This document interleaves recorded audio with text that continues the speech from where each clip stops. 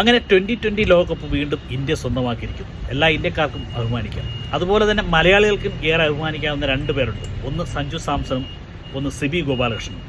Team ഇന്ത്യയെ ഏകോപിപ്പിക്കാനും അതുപോലെ തന്നെ സ്റ്റേഡിയത്തിൽ കലാഭവന്മാരുടെ പാട്ടുൾപ്പെടെ ഇട്ട് ഏറെ വൈറലായ ഒരാളാണ് സിബി ഗോപാലകൃഷ്ണൻ. എൻ്റെ നാട്ടുകാരനാണ്. സിബി ഗോപാലകൃഷ്ണൻ്റെ ജ്യേഷ്ഠൻ അനി ഗോപാലകൃഷ്ണനും ഞാനും ക്ലാസ്മേറ്റാണ്. അപ്പോൾ സിബി ഗോപാലകൃഷ്ണനും സഞ്ജു സാംസണും കൂടിയുള്ള ഒരു സൗഹൃദ സംഭാഷണത്തിൻ്റെ വീഡിയോ വൈറലായിട്ട് നമുക്ക് ആ വീഡിയോ നമ്മൾ ജയിക്കണമായിരുന്നു. ടീം നമ്മൾ കുറെ ഇങ്ങനെ പഠിച്ചുകൊണ്ടിരിക്കുക. നമ്മൾ ഫൈനലെത്തും, സെമി ഫൈനലെത്തും, അവിടെ പോവും ഇവിടെ പോവും. അങ്ങനെ അവസാനം ഈ പ്രാവശ്യം നമുക്ക് എല്ലാവർക്കും അറിയാമായിരുന്നു ഇപ്രാവശ്യം വേൾഡ് കപ്പ് ക്രിക്കറ്റ് നമുക്കൊരു വേൾഡ് കപ്പ് തരുമെന്ന് നമുക്കറിയായിരുന്നു. അത് നമുക്ക് കിട്ടിയാലും വലിയ സന്തോഷം, വളരെ സന്തോഷമാണ്. നമുക്ക് ഇനി സ്വകാര്യം പറയാം. മലയാളികൾ 2-3 മലയാളികളുണ്ടെങ്കിൽ, ഒരു മലയാളിയെങ്കിലും ഉണ്ടെങ്കിൽ വേൾഡ് കപ്പ് കിട്ടും എന്നുള്ളതിനെ കുറിച്ച് എന്തെങ്കിലും അത്തരം ശാസ്ത്ര പ്രചരണങ്ങൾ വിശ്വസിക്കുന്നുണ്ടോ? ഇനി വിശ്വസിച്ചേ പറ്റൂ. അത് അങ്ങനെ ആയി പോയില്ലേ ഇനി നമ്മൾ